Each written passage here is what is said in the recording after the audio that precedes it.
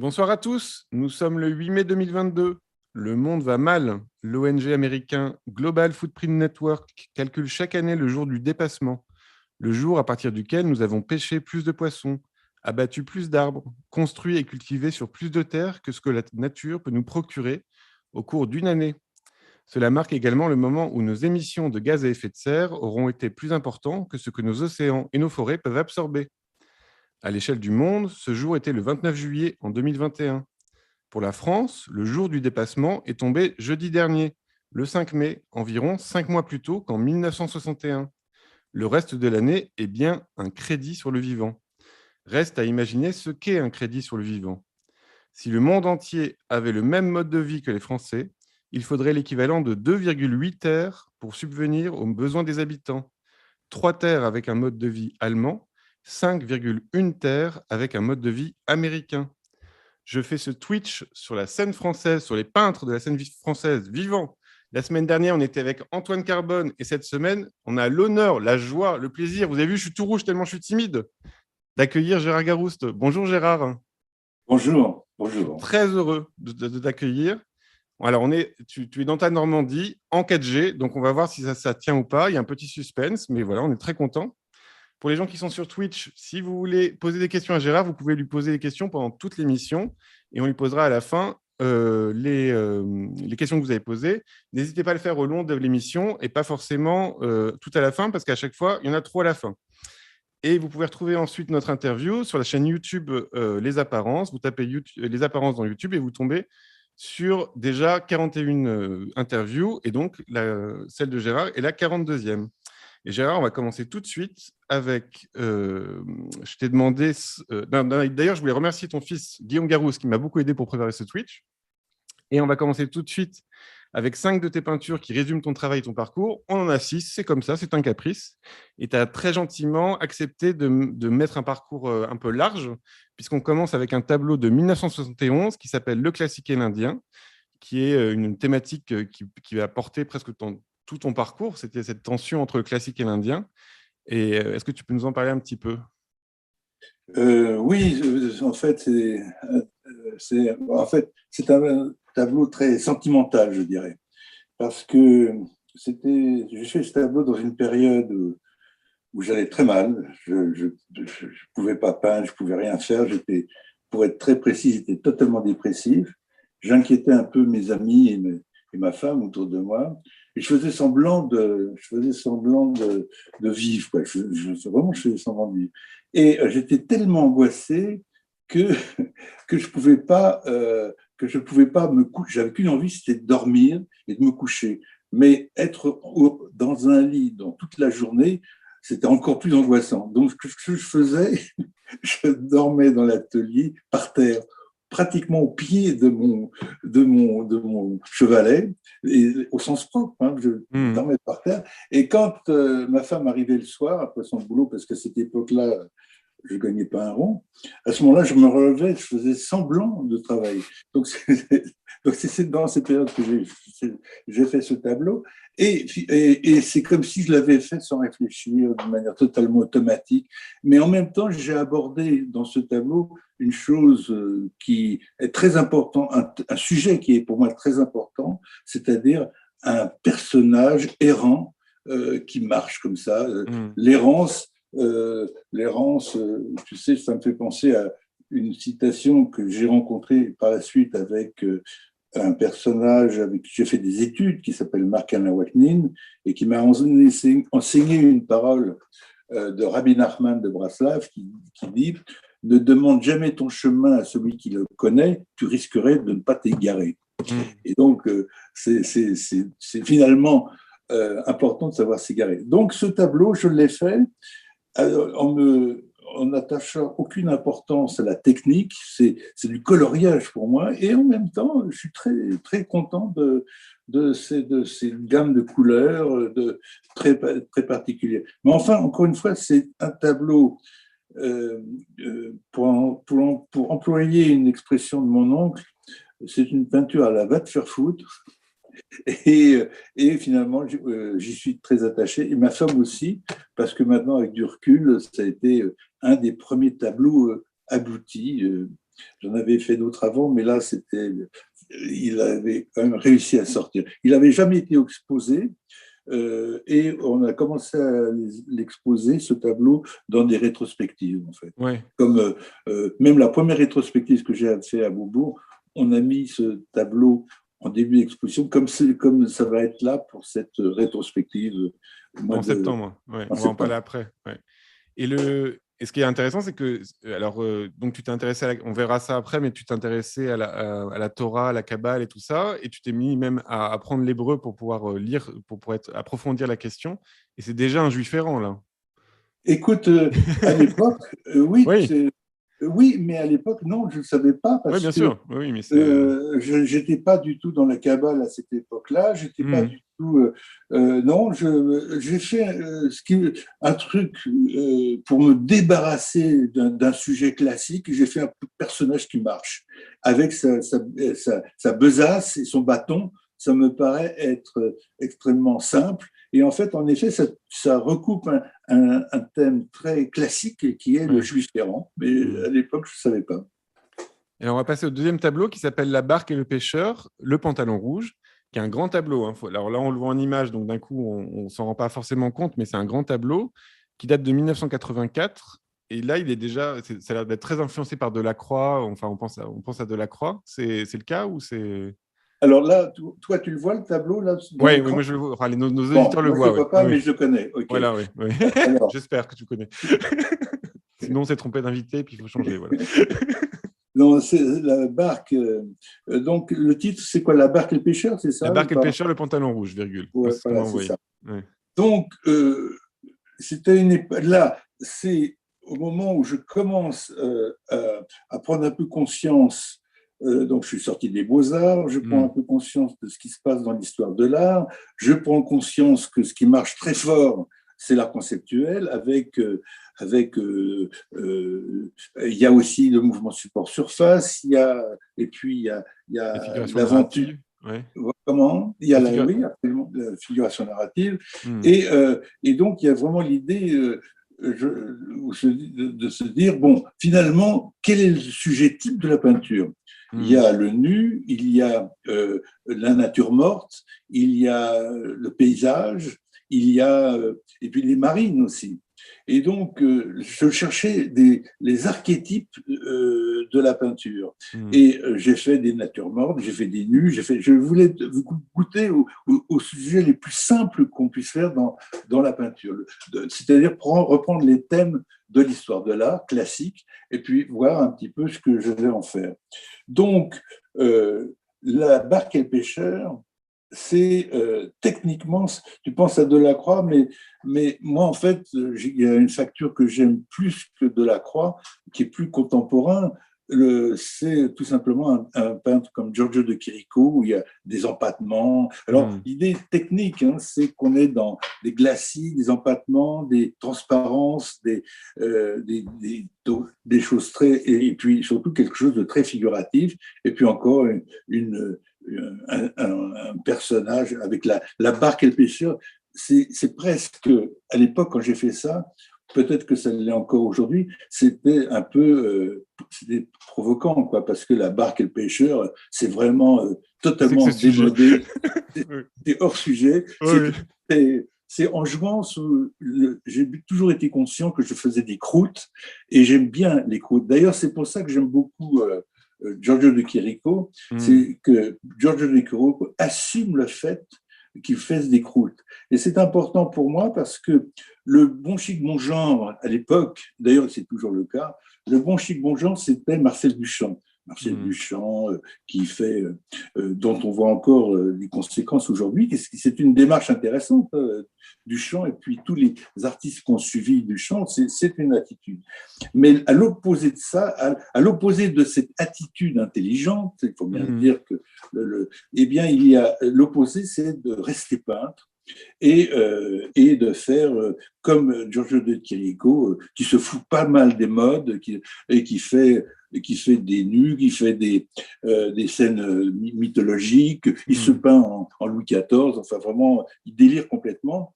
Et même on aimait chez deux mots sur Giorgio de Chirico, on aimait chez Giorgio de Chirico à la limite sa période métaphysique, parce que ça c'était très bien, il y avait une référence dans la peinture, mais là, quand il se met à faire des vues de Venise en peignant moins bien que Guardi, là on se dit ce coup-là, il est très vieux, il est gâteux, c'est terminé. Et moi, c'est dans cette période-là qui m'intéresse le plus. Donc on est vraiment dans l'esprit de la croûte et de la provocation avec la peinture. Parce que là, dans les années 84, quand même, il y avait une espèce de mode de peinture qui revenait, mais qui était la figuration libre, ou la bad painting, ou la trans avant-garde en Italie, ou Julian Schnabel et tout ça. Et là, toi, tu t'es accroché quand même à quelque chose de l'ordre du classique, c'est-à-dire de jouer le jeu de la peinture comme les anciens. Donc, il n'y avait pas d'idée de chercher de l'originalité forcément. Non, c'est le contraire. Ouais, voilà. D'ailleurs, c'est toujours le cas aujourd'hui. L'originalité, ça, c'est la sortie facile. Tous les artistes, même aujourd'hui, même que ce soit les plus contemporains, l'idée, c'est de faire une chose qui n'a jamais été vue, qui n'a jamais été faite. Et ça, je trouve ça très facile de peindre pour la Biennale de Venise, de jeter du bleu de méthylène pour que tous les canaux deviennent bleus. Oui, alors on peut peindre aussi le Kilimandjaro en jaune, et est-ce que c'est ça qui est intéressant? Non. Je crois que l'originalité n'a aucun intérêt, on en a un peu fait le tour. La peinture, c'est pas ça. La peinture, c'est pas une surenchère d'originalité. La peinture, c'est quel est le sujet de la peinture? C'est-à-dire, en fait, le paradoxe, c'est que ce que j'aime, c'est de fermer le sujet. C'est pas d'ouvrir la peinture. Tu as des artistes contemporains qui veulent ouvrir, donner une grande ouverture à la peinture. Moi, au contraire, j'essaie de la fermer le plus possible, car de définir cette prison qu'est la peinture. Mais les jeux de matière, tu as parlé d'empattement, de glacis, des choses comme ça, c'est tout un vocabulaire qui vraiment, dans les années 80, il y avait peu de gens pour le faire, quoi. C'est-à-dire que c'était... oui, c'est-à-dire qu'ils s'en foutaient. C'est-à-dire qu'ils s'en foutaient de il y avait la technique. l'acrylique, il y avait... Oui, justement, ils peignent à l'acrylique, ils sont dans la liberté. Et moi, je ne suis pas du tout dans la liberté. Moi, je suis dans la contrainte technique d'un métier, et je trouve ça... c'est-à-dire... je ne cherche pas, si j'étais musicien, je ne cherche pas à taper sur des casseroles, faire des sons qui n'ont jamais été faits, etc. Non, moi, en tant que musicien, ce qui m'intéresse, c'est de prendre un violon, même avec une acoustique classique, et de créer de la musique. Moi, c'est la création de la musique qui m'intéresse. C'est donc le côté technique est la moindre des choses, mais je la veux la plus classique possible. Oui, parce qu'il y a quand même, ça je pense à une phrase de Delacroix qui dit qu'il était obligé d'être le compositeur et en même temps le violoniste, quoi. Donc il y a quand même ce truc-là de la peinture. Voilà, l'exécution, c'est quand même quelque chose, quoi. Et on va voir que ça évolue dans son travail. Tu as tout à fait raison. Il faut être à la fois... La forme, c'est l'histoire de la forme et du fond, mais il ne faut pas être que la forme. Ce que j'aime pas dans notre époque, c'est que la plupart des artistes sont dans la forme, et il faut être évidemment... Mais la forme est au service du fond. Voilà. Et alors, c'est dans les années 80, tu faisais aussi la fête, tu t'occupais des décors. Oui, ça va, la lumière dans le visage, c'est pas trop désagréable? Moi, ça ne me tombe pas, mais toi, non, c'est plutôt joli. C'est plutôt joli. Ah bon, c'est un certain charme. C'est la lumière normande, comme ça, on est content. Il pleuvait ce matin, parce que j'étais en Normandie aussi ce matin, donc voilà. Tu avais aussi t'as fait des décors de boîtes de nuit, je crois que c'était j'ai oublié au Palace. Voilà, tu avais tout ce discours-là, et c'est quand même rigolo d'avoir à la fois ce discours classique sur la peinture qui devait être un peu mal reçu ou reçu bizarrement dans ces périodes-là, et en même temps être l'organisateur de fêtes. Je pense à des gens comme Jérôme, le peintre Jérôme, qui lui aussi faisait d'un côté la rigueur de la peinture, et de l'autre côté, il organisait les 4 arts. C'est lui qui s'occupait des 4 arts. Ouais. Exactement. Et donc, c'est bien que tu parles de ces périodes de décors de théâtre, parce que le Palace, c'est vraiment la première période où j'ai enfin commencé à gagner ma vie avec mes pinceaux, quoi. Bon. Ouais. Donc, je faisais des décors de théâtre au Palace. Et alors, eh bien, c'est pareil. Faire des décors de théâtre, là, en plus, j'avais les moyens de faire. Il m'est arrivé pour certaines fêtes de faire des espèces de robots, des choses comme ça, mais c'était pas ce qui m'a mis le plus. Ce qui m'intéressait Dans le Palace, en deux mots, c'était un théâtre classé, on ne pouvait pas faire n'importe quoi. C'était un théâtre à l'italienne, avec une cage de scène, truc tout à fait classique. Et dans cette cage de scène, le public ne pouvait pas monter pour danser dans cette cage de scène. Donc, c'était quand même une boîte de nuit. Et donc, Fabrice Emmer, le patron de ce lieu sublime, un personnage totalement étonnant, qui m'a beaucoup inspiré, que j'ai beaucoup aimé, Fabrice Emmer dit écoute, fais un décor de théâtre, mais sans comédien, sans scénographie. Fais ce que tu veux, mais il faut que ça soit très fort. Et donc j'avais une liberté totale et je me suis amusé à faire des décors à l'italienne. On était dans une cage de scène complètement à l'italienne, c'est-à-dire avec des cintres, des perspectives, etc. Et j'ai réalisé des décors, j'ai repris des décors de Bibbiena, par exemple, sur des perspectives avec la place du peintre, vraiment, on ne peut pas faire plus classique que ça. Et ça qui m'amusait, c'était de faire des décors. Alors, à la limite, c'était même pas une invention personnelle, c'était une perspective qui appartenait à d'autres siècles. Mais en même temps, ce qui était complètement extraordinaire, c'est que c'était le début, on est dans les années 80, c'était le début du laser, et tout le théâtre était cassé, détruit, animé par des lasers. Et là, ça avait un succès fou. Plus de l'azote liquide qui donnait des formes pas possibles. Enfin, vraiment, c'était génial. Même Léonard de Vinci, il organisait des fêtes, je tiens à le dire, parce qu'il savait faire des banquets ou des choses comme ça, quoi. Et l'autre chose qui m'intéresse là, c'est que d'un coup, c'est des jeux de milieu. C'est-à-dire que d'un côté, il y avait le milieu de l'art contemporain qui était peut-être un petit peu indécis par rapport à la technique ou le rapport au savoir-faire, mais c'était ce savoir-faire-là qu'on est venu chercher. C'est pour ce savoir-faire-là qu'on est venu te chercher aussi, j'imagine, au Palace. Alors, on est venu me chercher, mais il faut savoir que le milieu de l'art contemporain ne m'aimait pas du tout. Oui. Parce que moi, j'étais du côté de la mode. J'étais certaines marges du milieu. J'étais dans un autre milieu. Et là, l'art contemporain officiel était très bon chic, bon genre. Moi, j'étais complètement, pour eux, j'étais complètement quelqu'un de totalement décadent, puisque je fréquentais des boîtes de nuit, etc. Mais enfin, ça n'a pas beaucoup d'importance, mais ce qu'il y a, c'est que je ne fréquentais pas le milieu de l'art contemporain. D'ailleurs, j'ai fait dans cette période-là 2 expositions dans une petite galerie qui n'a pas eu de succès, mais j'avais un succès auprès de mes amis. Oui. Et ça a commencé à bouger un petit peu quand j'ai exposé dans une bonne galerie qui s'appelait la galerie Durand-de-Serre, qui au moins était assez reconnue par l'avant-garde officielle. Et puis, bien plus tard... C'était quelle année, ça ? C'était quelle année, durant de ça ? Je dirais... c'est dans la même période que le Palace. Je suis un peu nul dans les dates, il faudrait que tu vois ça.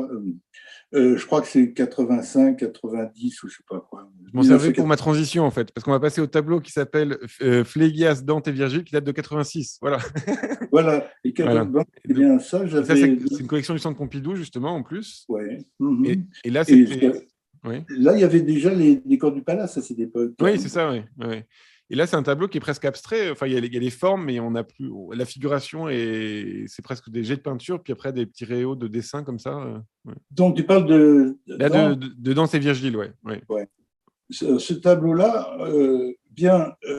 dans l'autre tableau qu'on avait choisi, la barque et le pêcheur, il y a eu toute cette aventure technique que tu associes à Delacroix. C'est-à-dire là, vraiment, il y a une découverte autodidacte, parce que personne n'a été foutu de m'apprendre à peindre.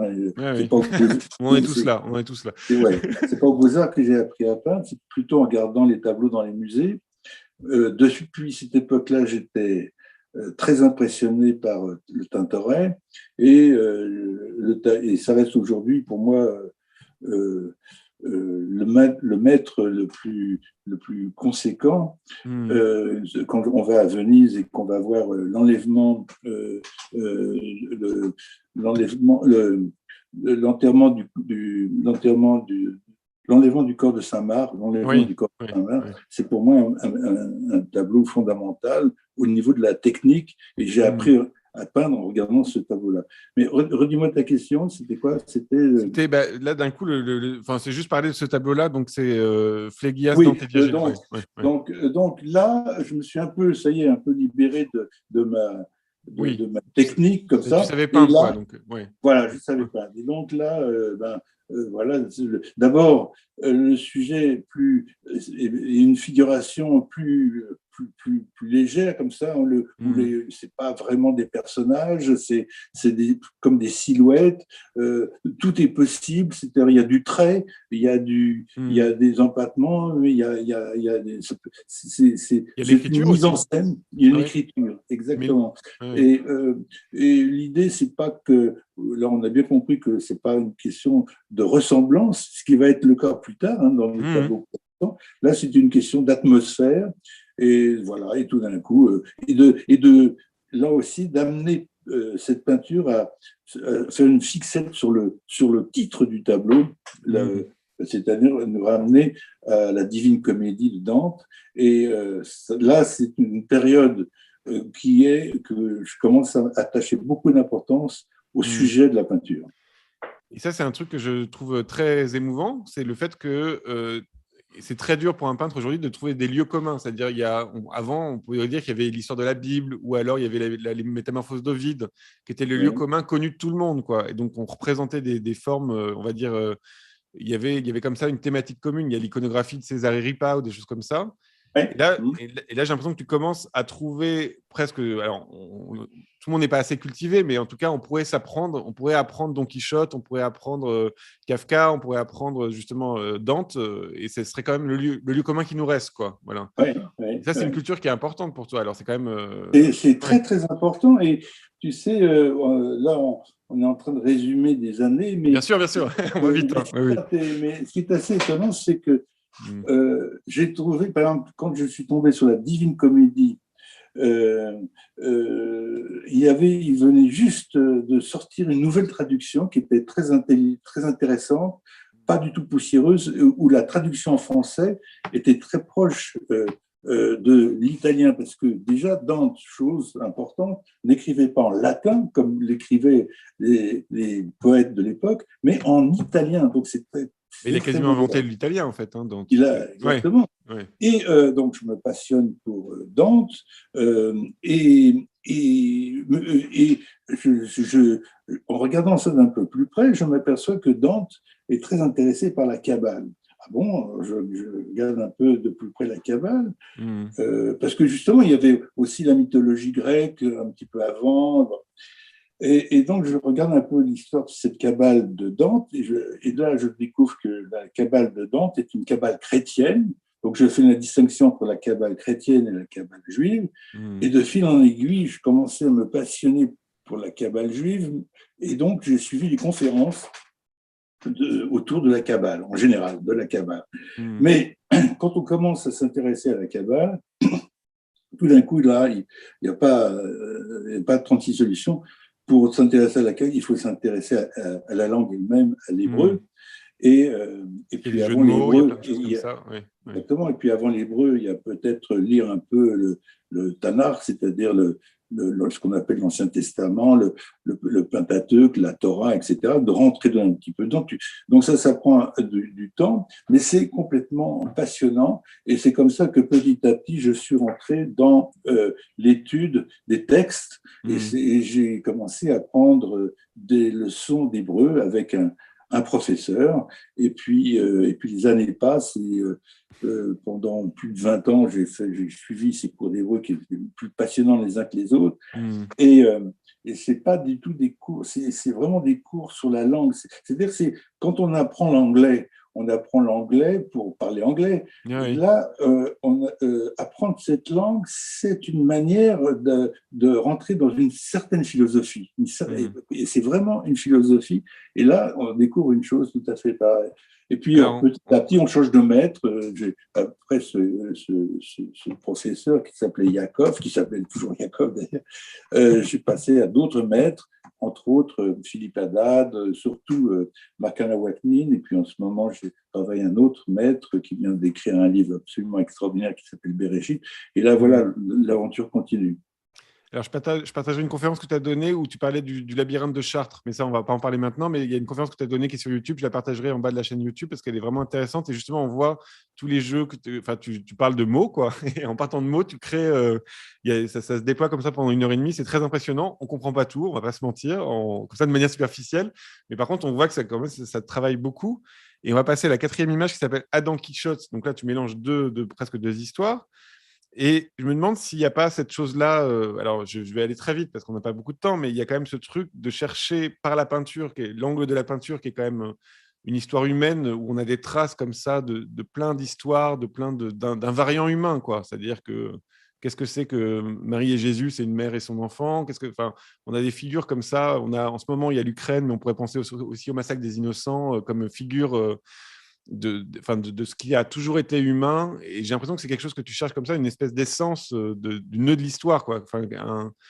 Ce qui peut venir tu as écrit un très beau livre avec Judith Pérignon qui s'appelle L'intranquille, qui peut venir aussi d'une certaine intranquillité par rapport au monde, où d'un coup, le donné n'est pas donné, et on essaie de trouver le nœud des choses, quoi, de toucher au nœud des choses par tout ça. Enfin, j'ai l'impression que c'est un peu ta quête. Oui, mais c'est même pas une quête, c'est de curiosité en curiosité, si tu veux. Ouais. Parce que finalement, d'être curieux, mais d'être curieux de quoi? Il faut avoir une idée de. Or, tout d'un coup, c'est en rentrant dans les histoires que tu te rends compte que tu finis par définir ce que tu cherches, parce qu'à la limite, au départ, tu ne sais pas ce que tu cherches, tu rentres. C'est le chemin, quoi. Ouais, c'est encore le chemin. Exactement. Ouais.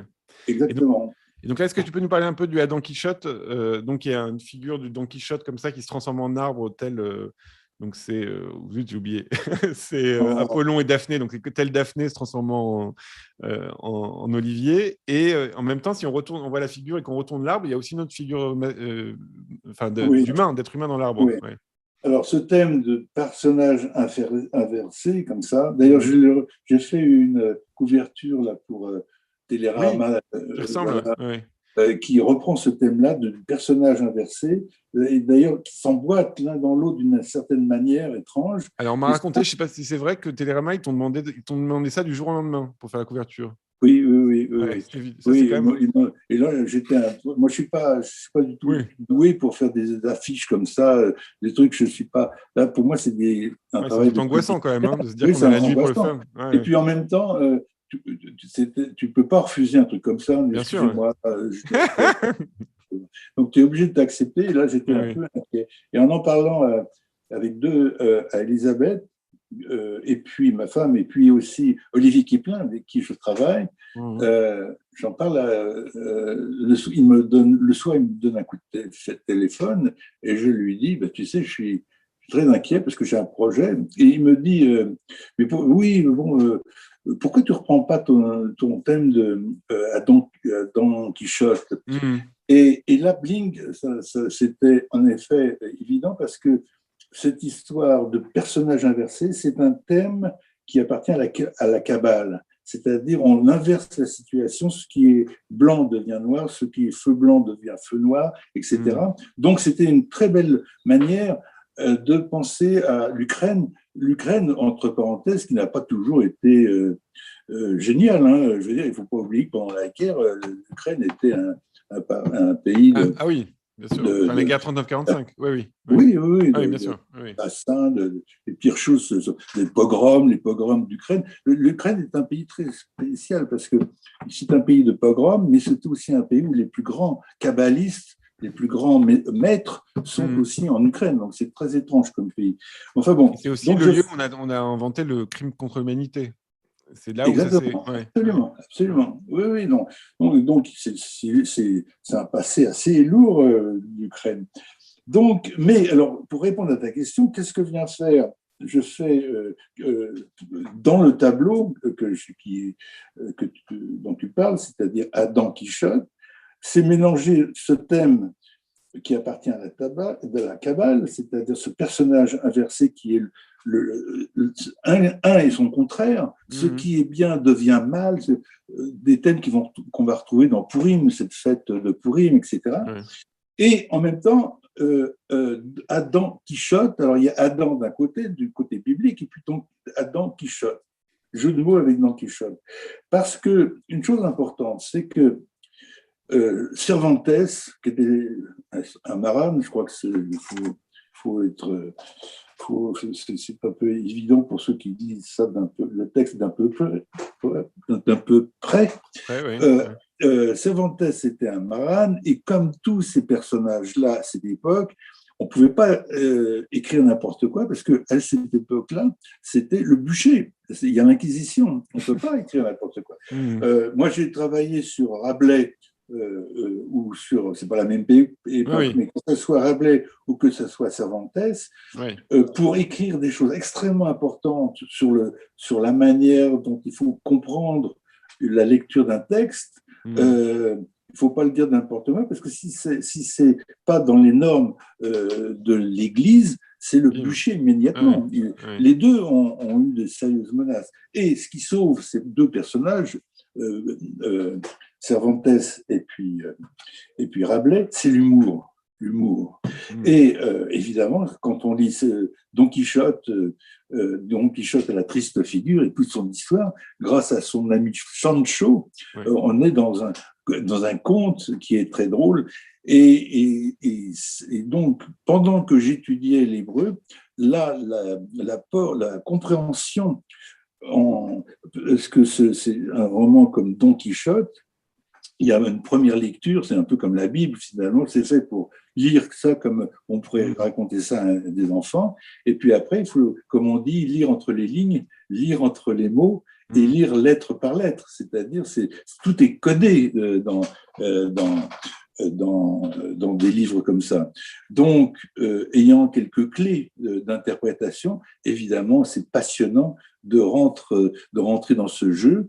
Mais moi, je ne suis qu'un peintre, donc Oui. je vais pas écrire des livres de théorie sur comment il faut savoir lire Cervantes. Donc, moi, je m'amuse avec mon métier qui est de faire de la peinture. Mais alors là, par exemple, là, cette image-là, comment dire, c'est comment tu lis les textes et tout ça, puis d'un coup, je sais que tu as des carnets de dessin et tu prépares tes esquisses comme ça, des tableaux. Donc finalement, l'exécution du tableau, elle est plutôt rapide par rapport à tout ce qui s'est passé en amont avant d'aller au tableau, quoi. Ou… En effet, moi j'ai Ouais. toujours sur moi mon carnet même en voiture, parfois même si c'est sur l'autoroute, Mhm. tout d'un coup il me vient, on est toujours habité comme ça par un Mhm. sujet. Mais j'ai tellement peur de perdre mes idées que moi, au Mhm. bout de l'autoroute, je m'arrête et puis je prends des notes. Je ne fais pas des esquisses, mais je prends des Mhm. notes pour ne pas oublier. C'est pour ça que les moments les plus importants, c'est dans la journée, mais dans l'atelier, quand j'arrive dans l'atelier, les choses sont déjà faites. Il n'y a plus qu'à les réaliser, c'est ce qu'il y a de moins difficile. Alors, il faut quand même le faire. Parce que si tout le monde savait peindre… Non, mais je veux dire, parce que j'ai vu… Alors, je me suis demandé si c'était pas une stratégie aussi un peu médiatique, comme tu es un peintre très médiatique, à atténuer le faire, la fabrique, le fait de faire des choses à la main, le côté la fabrique de la peinture, quoi. Parce que tu as tendance à te dire, même dans le livre L'Intranquille, tu dis que finalement la technique… Attends, je vais retrouver le texte. Tu dis, ce n'est pas la technique qui est intéressante, mais la liberté qu'elle offre, ce moment où l'on domine la règle. Mais Oui, d'un coup, pour des jeunes, par exemple, pour des jeunes étudiants ou pour des gens qui font de la peinture, la technique, c'est quand même une question très importante que tu as l'air d'avoir complètement de t'être libéré de ça. oui, en effet. Je pense, j'ai un souvenir d'une vidéo où tu décrivais le fait que tu peignais justement au bain, dans la boîte de nuit, tu peignais avec des balais à toilette, des, Eh des, ben, des grandes tapisseries comme ça. Enfin, Et ça, finalement, il y a même par rapport à ta peinture qui peut être un peu surréaliste ou on a l'impression que c'est des images très fortes, bah, le fait est que tu es obligé de rester rationnel, presque tu le prouves techniquement dans la peinture. Bah, c'est-à-dire il faut maîtriser C'est cette vraiment beau en technique. Normandie, hein, parce que là, on voit même plus ton visage. Ah bon, Voilà. tu veux, oui, Non, c'est. mais c'est bien, c'est bien. Enfin, Bon. comme tu veux, comme tu veux. Là, t'as pas trop chaud, ça va? Moi, je suis Non, rouge ça va. écarlate, mais voilà. Bon. Non, non. J'ai l'impression d'avoir la moitié du visage Oui, mais blanc. c'est assez beau. Il y a un truc un peu. Il se passe un truc là, c'est joli. Tu sais, c'est ça, un fond blanc sur fond noir. Hein, Ouais, c'est ça. Oui, c'est un Malevich en train de. Non, oui, pardon, excuse-moi. Qu'est-ce que Non, tu je veux disais dire? que la technique, c'était aussi. Il y Oui, avait... Par exemple, on peut penser le Don Quichotte, c'est aussi une figure du fou. Il y a quand même ouais. une figure de. À quel moment, à force de voir le monde de manière cryptique, on ne devient pas fou ou à quel moment on a raison ou tort? Il y a Ouais. trois personnages dans le Talmud qui se ressemblent. C'est le prophète, l'enfant et le fou. Hmm. Ils sont tous les trois dans une sorte dans leur domaine, tous les trois dans une forme d'intuition. Hmm. Intuition qui n'est pas raisonnable, qui est au sens propre un délire, c'est-à-dire ils ne sont pas dans la lecture, ils sont dans la délecture. Hmm. Et le prophète, lui, si tu lis les prophètes, ils sont en danger, ils ont tout le peuple contre eux. Ce sont c'est pas tellement qu'ils prévoient l'avenir ou pas, c'est simplement qu'ils prévoient ce qui va se passer. Un peu comme Hmm. aujourd'hui, on pourrait assez facilement prévoir ce qui va se passer avec Poutine ou je sais pas quoi. Tu vois, Ouais, on n'a pas envie de le savoir, mais oui, oui. Et donc ce qui est important, j'ai encore oublié le fil de ta question. Pardon, mais j'ai parlé dans tous les sens, c'est normal. C'est en gros la question de la. Enfin, pour moi, la technique c'est Oui, faire pardon. des images folles avec la bonne Voilà, technique, c'est aussi une voilà. manière de Mais passer encore une fois de non, l'indien au classique. Parce que, ouais. surtout pour des étudiants, Mm, moi, ma conviction, mm, c'est de se débarrasser de la technique. mm, Se débarrasser de la technique, ça veut dire la maîtriser complètement. ouais, Donc, ça veut dire étudier la à fond. technique. Ouais. Je repense à un instrument de musique. Si tu veux Mm, faire un beau morceau, maîtriser ton violon, si tu es violoniste, eh ben, il mm, faut que tu apprennes à jouer du violon, il faut que tu mm, apprennes à jouer, à lire les gammes, il faut que tu apprennes à jouer comme Schubert, par exemple. Et après, une fois que tu sais toute cette technique des autres, c'est une mm. transmission.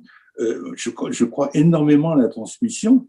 Une fois que cette transmission acquise, alors tu peux commencer à vivre, quoi. C'est ça, moi, tu sais, j'ai vécu cette erreur idiote, en tous les cas, quand j'étais aux Beaux-Arts, Mm. cette époque débile aux Beaux-Arts. Ah oui, Ailleurs, c'était on la intéressant. connaît, on la connaît.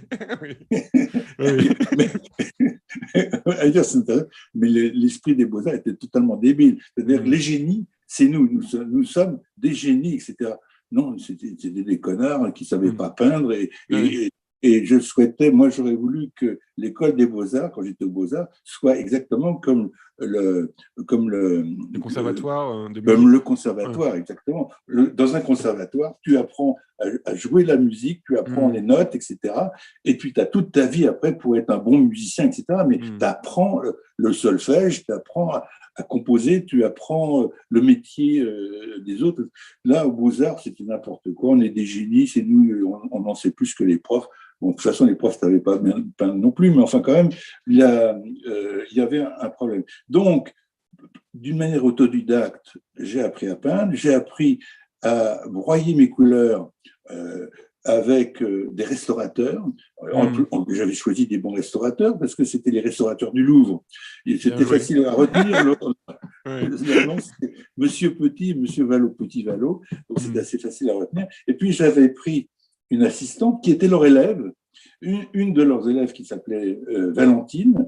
Je trouvais que c'était un nom de fabricant de peinture, en plus, Valentine. bien sûr, ouais. Donc, Louise avec Valentine. Valentine, on a mis au point, on s'est à jouer à mettre au point nos couleurs, Mm, mais apprendre à faire ses propres couleurs, c'était un enseignement formidable, quoi. Et mm. puis, bon, et puis après, je me suis débarrassé de ça, j'ai pris comme tout le monde Des tubes. des bons tubes dans le commerce en Mm, prenant des bonnes marques et puis c'est tout, quoi. Mais il fallait que je me débarrasse de la technique en la connaissant et c'est sûr qu'une fois que tu as ton métier, là, tu commences à te faire plaisir, et tu te fais plaisir avec le sujet, l'essentiel, c'est-à-dire le sujet. Je me suis débarrassé de la forme pour m'occuper du fond. Et là, justement, quand on parle de forme, j'ai l'impression que à partir du Don Quichotte, ou un petit peu autour de ça, donc des années 98 et tout ça, on va passer au tableau qui date de 2005, qui s'appelle Balam. Il y a aussi un style qui s'est un peu fixé dans ton travail, où on a l'impression, enfin, il y a les visages, la manière de peindre et tout ça, tout c'est un peu, je pense à plusieurs expositions que tu as données à l'Expo Templon, où c'est plus la question de bouger le style, mais plus la question des sujets qui changent justement. La structure est là, quoi, le protocole est là, les fonds colorés, quelque chose de plus de l'ordre de Gréco que de Delacroix, où d'un coup les couleurs peuvent être explosées, il y a des motifs un peu surréalistes et à la fois il y a des choses il y a des endroits très figuratifs. Tu as raison. Tu as raison. D'abord, en effet, c'est le Gréco. Tu sais, mes peintres préférés, on va tourner autour de toujours les mêmes. Le Gréco, le Tintoret, Giorgio de Chirico, Manet. Déjà qu'avec là, on a fait un peu la boucle. Et donc, il est. Pardon, redis-moi, tu me. Balam. Oui, voilà. Balam, bon, ben, là encore, pour moi, avec ton fils Olivier qui est en portrait. Toute l'aventure est dans le sujet. C'est-à-dire, et là, tous les tableaux que tu as vus, qu'on a vus avant, c'était des périodes où je continue à étudier les textes avec des maîtres. Mais là, vraiment, le sujet est vraiment devenu biblique.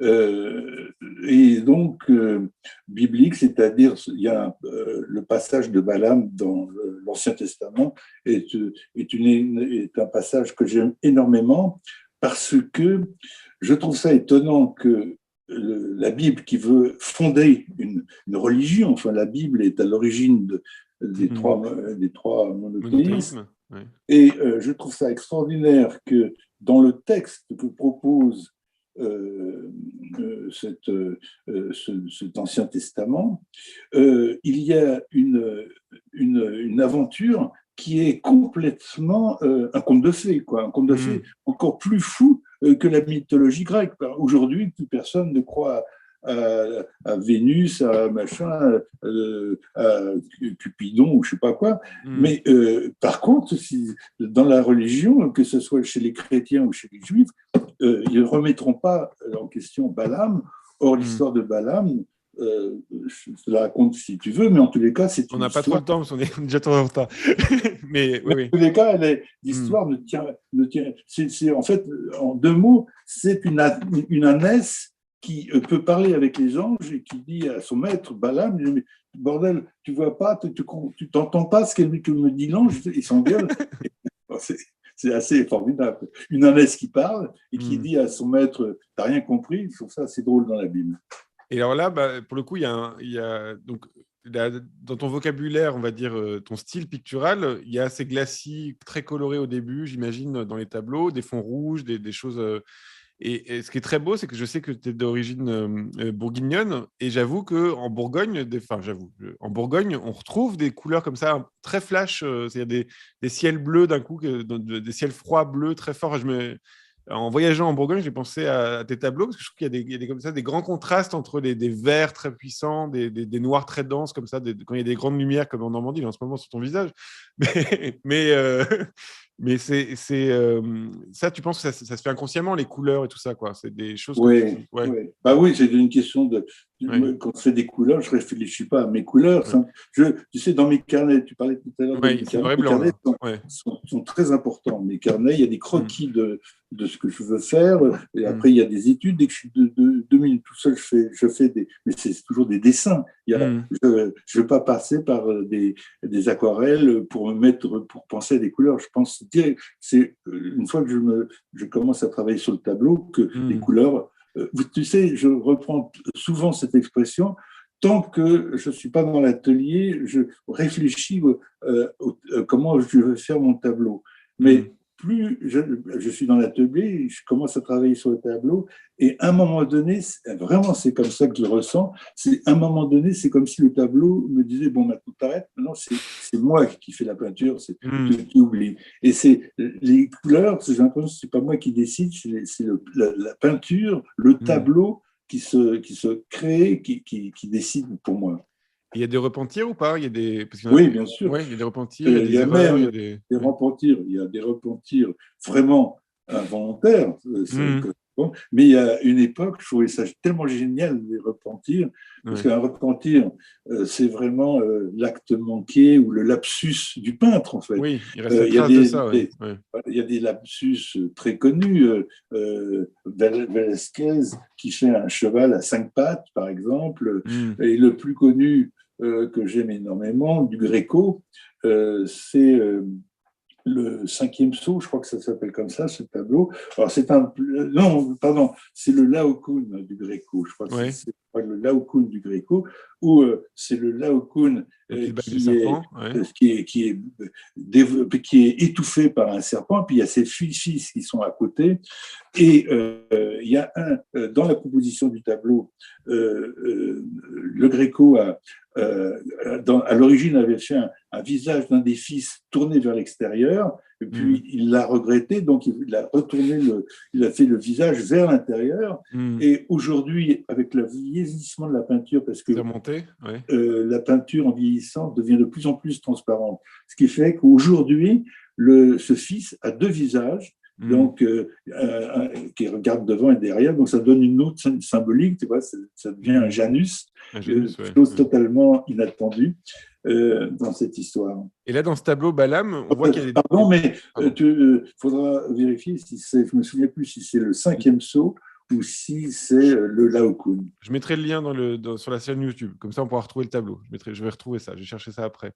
Et dans le tableau là, de Balam, il y a des degrés de réalisme aussi différents. C'est-à-dire que je pense que le visage, tu travailles d'après photographie, c'est ça ou les deux. L'idéal, c'est de faire les deux, c'est d'avoir demander au modèle de poser. Ah, il vient dans le tableau, il vient poser devant le... Oui, c'est ça. Okay. Surtout quand c'est la famille, c'est plus facile. C'est plus contraint. Et l'âne, il pose ou pas? Et parce que les photos... alors, je fais parfois des photos, tu sais, comme les policiers, c'est-à-dire pour voir un petit peu, parce que les expressions sont assez figées. Voilà. Parce que finalement, je vais faire une expression qui n'est pas celle de la photo, qui est une interprétation personnelle. Donc, tout ça pour rendre les choses un peu plus vivantes. Je n'ai pas le souci d'un peintre hyper réaliste, je pourrais le faire. Tu vois, maintenant, mais justement, il y a des degrés de réalisme qui m'intéressent. C'est-à-dire les mains sont plus dessinées, et d'un coup, les visages sont quand même beaucoup plus réalistes dans cette manière-là de peindre. Et l'âne, il y a des photos. C'est quoi? C'est une figure que tu connais tellement bien que tu la dessines comme ça de mémoire, ou tu la travailles? Il y a un jeu quand même sur le tissu. Enfin, il y a un jeu de matière sur les poils de l'âne. Tu parles de l'âne, là Oui, là, je parle de l'âne du Balam. Il y a un âne. Écoute, je peins tellement d'ânes. Oui, c'est ça. Oui, non, mais je veux dire, tu l'as intégré, donc tu pourrais le peindre comme ça, quoi. Oui, bien sûr. Et on va passer au dernier tableau. Et je suis désolé, on est un petit peu en retard parce que je suis complètement nul comme présentateur. Donc on va y aller un peu plus vite. Ça s'appelle Les 3 mètres et les oies grasses. Donc, évidemment, on reconnaît Kafka, on reconnaît Borges un petit peu, et on ne reconnaît pas du tout celui du milieu qui s'appelle Chouchani. Voilà. Mais ça ne m'étonne pas que tu ne le reconnaisses pas parce qu'il est vraiment très peu connu. C'est un personnage absolument extraordinaire qui a vécu à la même période que Borges, par exemple. C'est dommage qu'il ne se soit pas connu. C'est pour ça que moi, dans mon tableau, j'ai fait comme s'il se connaissait. Mais c'est quelqu'un qui interprétait les textes, encore une fois, la Bible, et d'une manière très, très étonnante. Et il avait une mémoire prodigieuse. C'est un génie. Il avait une mémoire prodigieuse. Il parlait plusieurs langues. Il connaissait, et les religions, il les connaissait toutes.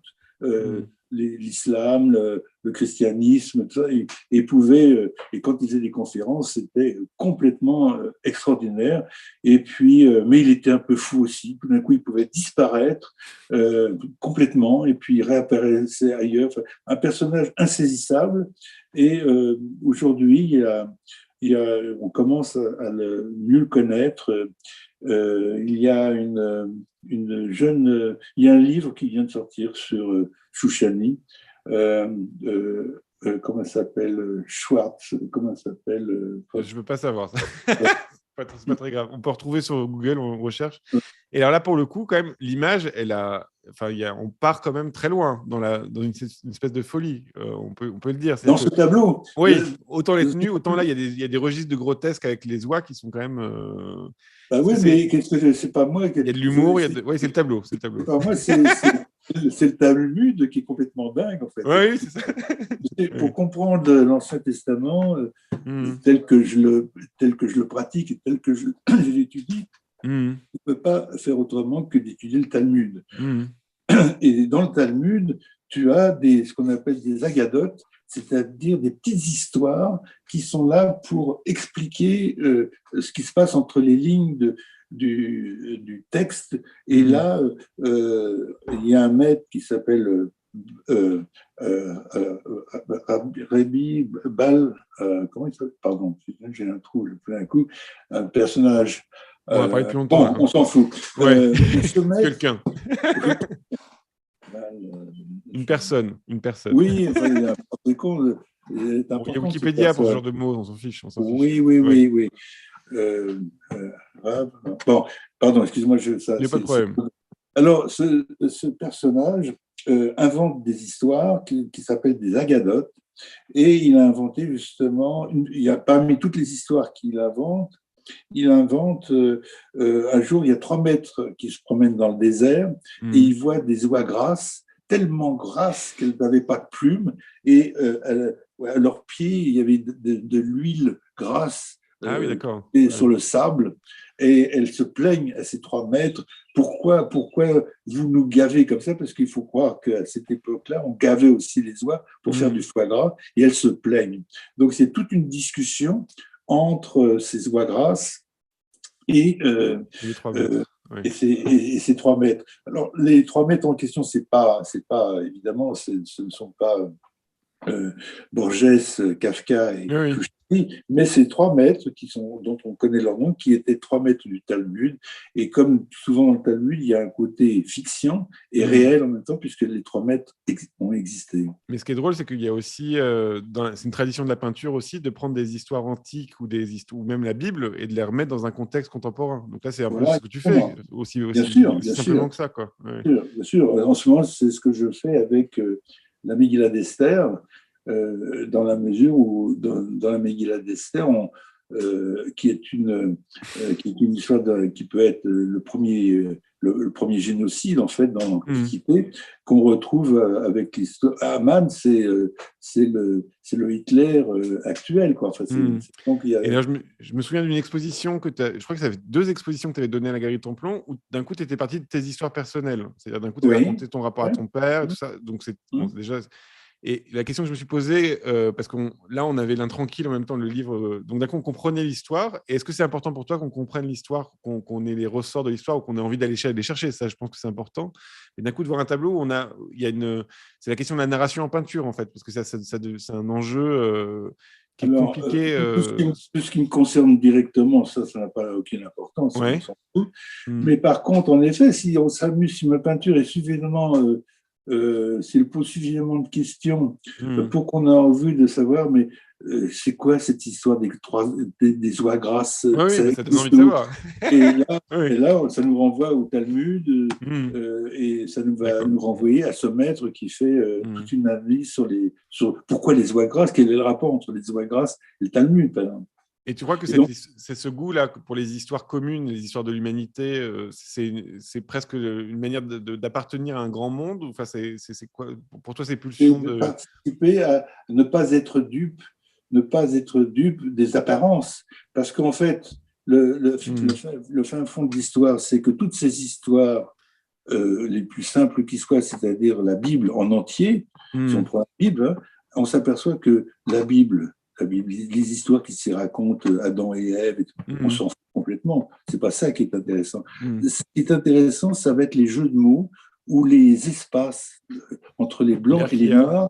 Et ce sont pas pour raconter une histoire, c'est pas qu'on a besoin de mots, c'est que les mots ont besoin d'une histoire pour être mis en valeur. L'histoire est un socle pour les mots, mais ce qui compte, c'est les mots.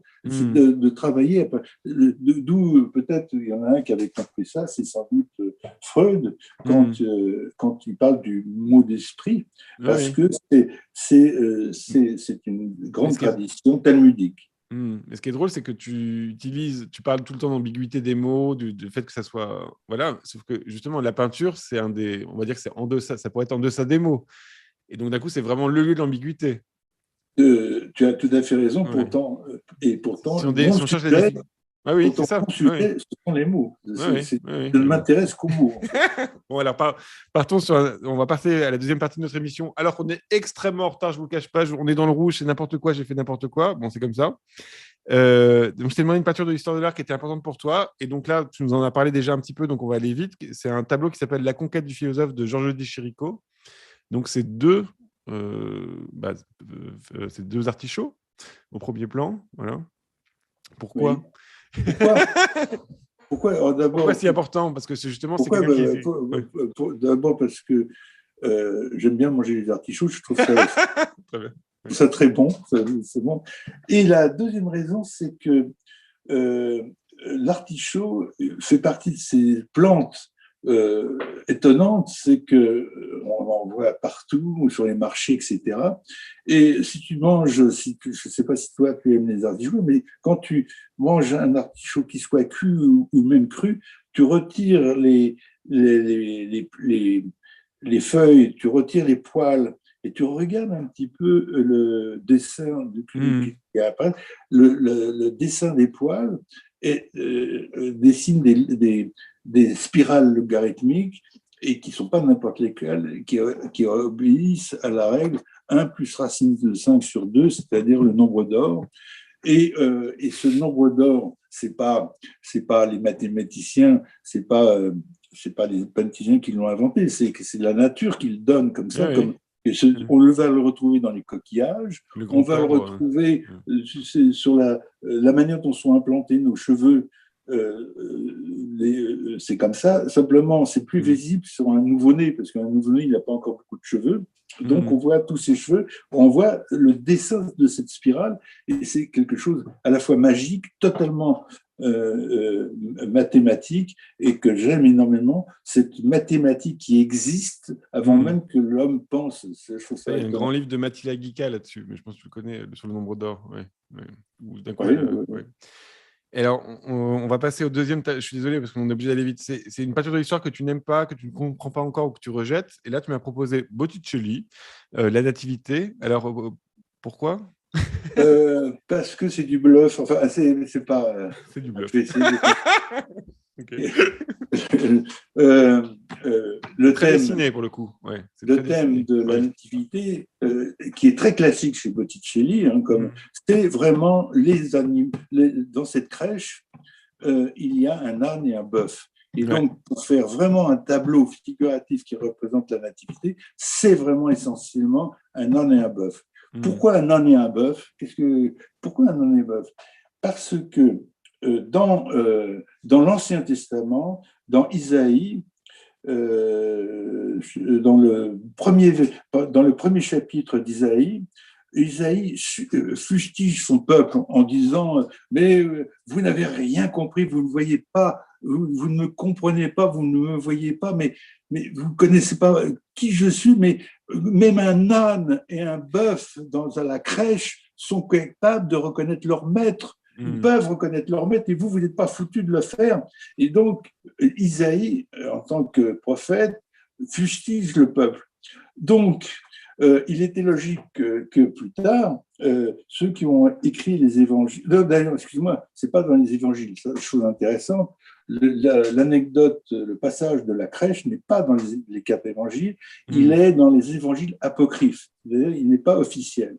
Et dans les évangiles apocryphes, tout d'un coup, on invente cette histoire, mais comme il s'agit du petit Jésus qui va être le sauveur, qui va être le Messie pour les chrétiens, alors là, on fait réapparaître l'âne et le bœuf qui sont là pour bercer un petit peu le petit Jésus. Et s'ils sont là, c'est bien qu'eux, ils ont compris que lui, là, ce petit bébé, c'est bien le sauveur. Il les regarde là dans le tableau. Comment il les regarde dans le tableau d'ailleurs. L'interaction, c'est même pas avec sa mère, c'est avec le bœuf. Quoi. Mais, oui. Donc, c'est une manière de faire. La compréhension, c'est une image complètement subliminale. C'est très subliminal dans la mesure où c'est un beau tableau. Donc, on a envie de dire oh, quelle belle peinture. Quand les enfants voient ce tableau, ils disent oh là là, qu'est-ce que. Alors, ce côté subliminal, c'est le côté où le beau se mélange avec le vrai. Si c'est bien peint, si c'est peint comme ça, c'est donc que c'est vrai. Et ce qui est vrai, c'est que notre Messie Jésus est protégé par l'âne et le bœuf, comme c'était écrit dans l'Ancien Testament. Parce que, comme toujours, le Nouveau Testament se sert souvent de l'Ancien Testament comme preuve de son authenticité. Ok. Donc, c'est une mal interprétation. Quoi. Comment ? C'est une mauvaise interprétation. Non, c'est pas une mauvaise interprétation, c'est une interprétation volontaire de déformer fake news Botticelli. Oui, c'est une image subliminale. Et là, je t'ai demandé une œuvre qui a nourri ta pratique et tu m'as proposé dit Jacob's Leiter, donc c'est l'échelle de Jacob de Arnold Schoenberg. Donc, j'y connais absolument rien en musique, donc je vais te poser une question. Pourquoi tu aimes cet oratorio inachevé pour solistes, chœurs et orchestre qui marque la transition de Schoenberg d'un contexte esthétique de libre à tonalité vers la technique dodécaphonique anticipée dans l'oratio par l'usage d'hexacordes ? D'abord parce que c'est là où moi, c'est tout ce que j'aime dans la musique de Schoenberg, c'est-à-dire après Schoenberg, personnellement, je décroche un peu dans la musique contemporaine. Donc ça, c'est la tonalité en fait. Mais c'est toute l'aventure moderne, c'est le début de l'aventure moderne qui est tout à fait génial. Et en plus, le thème de l'échelle de Jacob, c'est quelque chose que j'aime beaucoup parce que pour les maîtres, ça pose une question, c'est que si tu lui lis le passage du rêve de Jacob, alors il rêve et tout d'un coup, il rêve que les anges montent et redescendent, Et les maîtres posent cette question, mais pourquoi ils montent au ciel et redescendent ? Normalement, des anges, ils ne sont pas au sol, donc ils devraient descendre et remonter après. C'est un thème de la Kabbale. Kabbalah, c'est-à-dire redescendre, se nourrir et puis reprendre. Et alors, ce qui est assez étonnant, c'est qu'on se pose la question, alors pourquoi est-ce qu'ils descendent, pourquoi est-ce qu'ils étaient en bas et qu'ils montent alors qu'ils devraient descendre. Et alors, il y a un petit enfant un jour qui est devant, on lui posait cette question, est-ce que tu as une explication ? Et il avait répondu, mais de toute façon, les anges n'ont pas besoin d'ailes, les anges n'ont pas besoin d'échelles pour monter et descendre. Donc, c'est une sorte de logique. Et alors pourquoi cette musique-là, tu l'écoutes souvent ? Parce que justement, oui, je l'écoute. Moi, j'y connais rien en musique, mais j'ai une impression de déstabilisation constante, c'est-à-dire je ne savais pas comment. Écoute, j'y connais rien. Tu sais, comme toute la musique contemporaine, comme ça, de cette période-là, plus on l'écoute, plus on l'aime. Quoi. Enfin, je ne sais pas, moi, ça me fait ça. Moi, tu sais, quand j'arrive dans l'atelier, surtout l'hiver, par exemple, moi, la première chose que je commence, la première chose, c'est chauffer l'atelier avec de la musique. Après, je fais un feu, après, je fais différentes choses. Mais la musique est très importante. D'ailleurs, notre réalisateur Nice partage une vidéo du son, de la musique de Schoenberg, voilà, si vous voulez l'écouter. Et puis, je précise, c'est une petite anecdote, mais on n'a plus le temps, que Schoenberg faisait des autoportraits, faisait de la peinture. Voilà, on a montré la peinture. Ça m'amuse un peu, c'est toujours sympa de... Voilà. Et là, je t'ai demandé un livre sur l'art qui t'avait influencé, et tu m'as proposé un livre de Roland Barthes, Mythologie, donc qui est très connu. D'ailleurs, je le dis aux gens qui se plaindraient que ça coûte trop cher le livre, qui peuvent le trouver en PDF sur Internet. Vous mettez Mythologie Roland Barthes et il est sur Internet, voilà. Et donc, c'est un livre D'ailleurs, c'est un peu presque ta démarche de rechercher comme ça dans le quotidien quelque chose de l'ordre de l'invariant ou ce C'est rapport un presque. Ouais. c'est un livre qui m'a énormément apporté, rassuré, parce que Mm, c'était une époque où j'étais assez perdu dans l'art contemporain, mm, où justement tous les artistes autour de moi qui avaient du succès, d'abord, ils avaient 10 ans de plus que moi, hein, c'est la mm. génération de Buren, des gens comme ça, David et ils Hockney, avaient ouais. un vrai succès d'avant-garde, comme ça, et là, tu te poses la question, mais moi, est-ce que je suis d'arrière-garde? Est-ce que j'existe? Est-ce que j'existe pas? Et Mm, j'étais assez paumé, inquiet pour le fait de m'attacher à de la peinture. Est-ce que la mm, peinture, c'est foutu, c'est fini, comme le dit Duchamp? mm, Et là, en lisant Roland Barthes, là, tout d'un coup, c'est très rassurant parce que on dépasse les modes, mm, on essaie de trouver des systèmes de pensée qui sont de ce dont on est fait, quoi. Tout d'un coup, on n'est pas dans un jeu de mode, mm. on est dans une espèce de recherche de signes fondateurs.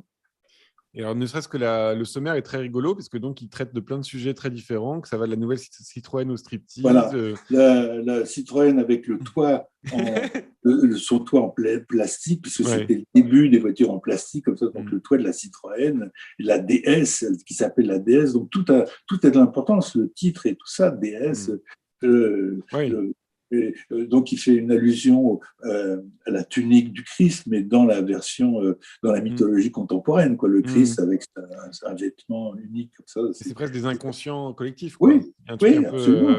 Bien jungien, à sûr, la bien sûr. Jung, Carl Gustav Jung. Pas spécialement jungien, hein, Non, mais parce que tout c'est un peu. simplement, Oui, ça peut aller jusqu'à Lacan aussi. Hein, oui, bien sûr, bien sûr. Mais Jung, enfin oui, ok, on va pas parler de ça.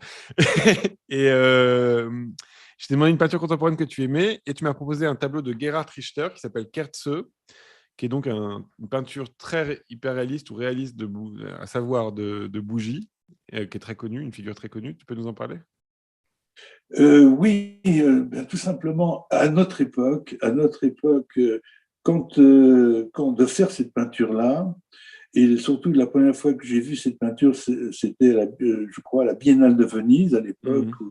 Et là, il y avait d'autres tableaux de Richter qui étaient très, très beaux aussi, un très beau paysage, un Ouais, grand dans le paysage. brouillard, ouais. Et Dans le comment? brouillard un peu.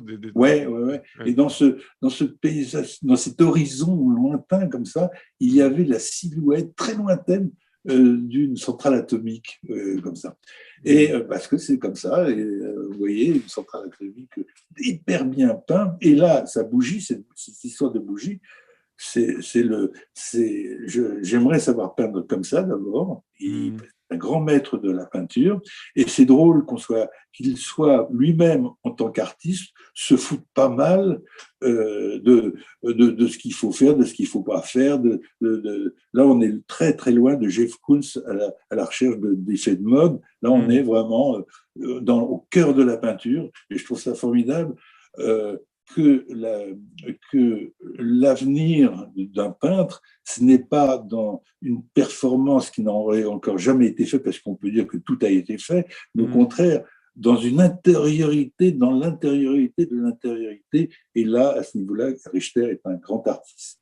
Et sa manière, alors c'est pas, je ne sais pas si c'est hyper réaliste sa peinture, mais il a une manière de neutraliser un peu son corps ou sa personne dans l'image. Il faut pas dire hyperréaliste parce que c'est vraiment lié à une époque, Oui, un bien sûr. Ouais, mouvement de ouais. peinture. Mais là, d'un coup, la L'hyperréalisme, touche, j'étais content d'avoir des hautes def parce que d'un coup, on voit que la touche, elle est très frottée comme ça. Il fait tout le temps des effets c'est de la peinture. Ah, bien C'est sûr, bien de la sûr. Oui, peinture. oui, oui, oui. C'est vraiment pas de la peinture hyper réaliste, c'est de Hmm. la peinture D'accord. réaliste comme pouvait Ah l'être non, mais moi, au-dessus je d'hier.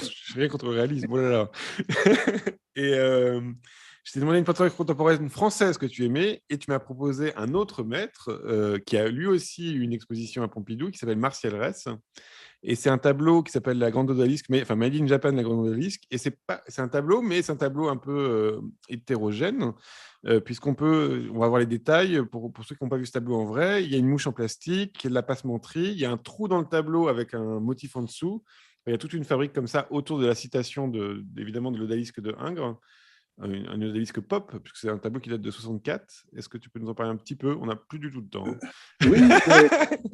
C'est un, oui, il vit bien, Marcel Reiss vit bien son époque. Quoi. En Ouais. 64, on se pose vraiment des questions sur le devenir de la peinture. Mm. Faut-il continuer à peindre ou casser les valeurs? Et puis lui, il a tendance à finalement, à force d'être très iconoclaste, Mm. c'est une époque où on était de plus en plus iconoclaste. Hein. On Oui. n'est pas loin de brûler les tableaux. Et là, lui, on a l'impression qu'il revient à un métier. Finalement, il revient à une forme esthétique, plastique, de faire Bien un sûr. tableau qui se tient d'une manière plastique. Donc, j'ai trouvé ces démarches tout à fait Mm. importantes. Voilà, Et surtout que dans son parmi tant parcours, d'autres. maintenant, il est encore plus dans un rapport. Enfin, il a été dans un rapport presque humoristique au tableau, c'est-à-dire qu'il était capable de mettre des petits canards qui étaient. C'était assez rigolo, des jeux avec Oui, l'objet tableau. Et puis maintenant, il est vraiment dans la peinture. Alors, je ne sais pas si c'est une peinture qui, moi, me plaît, mais par contre, il a vraiment un truc de composition, de pratique. Il a une couleur particulière, un style. Enfin, il y va complètement, quoi. Il fait des. ouais, Ouais. ouais, Donc là, il est dans le jeu. Il a trouvé le grand jeu. Il est ouais, revenu à un grand jeu qui serait le grand jeu de tous les peintres, quoi. Voilà. ouais. Alors, on va parler de ton actualité. C'est bientôt fini. Hein. Je, veux pas... je sais que c'est fatigant, mais c'est bientôt Non, fini. c'est pas fatigant du tout. Ah bon, moi, je suis épuisé. Non, je suis toujours agacé par le fait de ce maître du Talmud Ah oui, ah zut. qui fait Mais mime, si vous avez une idée sur le Twitch, ça serait pas mal, mais c'est pas facile. Pas facile à trouver, là. Rabat, Rabat Bar Bachana. Voilà. Rabat Ah, Bar Bachana. Rabat voilà. Bar Bachana. Bon, déjà, Rabat Bar rien que de le Bachana. mettre sur Google, vous avez 10 minutes pour trouver le bon mot. Alors, tu as trois actualités. Une actualité triomphale, et ça fait plaisir. Tu Oui. as une grande exposition au Centre Pompidou du 7 septembre 2022 au 6 janvier 2023 avec plus de 200 œuvres. Et donc ça, c'est quand même incroyable. C'est la vraie Oui, rétrospective à Beaubourg. Tu dois être très heureux quand même. oui, je suis très heureux. Oui, oui, ça Ouais, fait plaisir.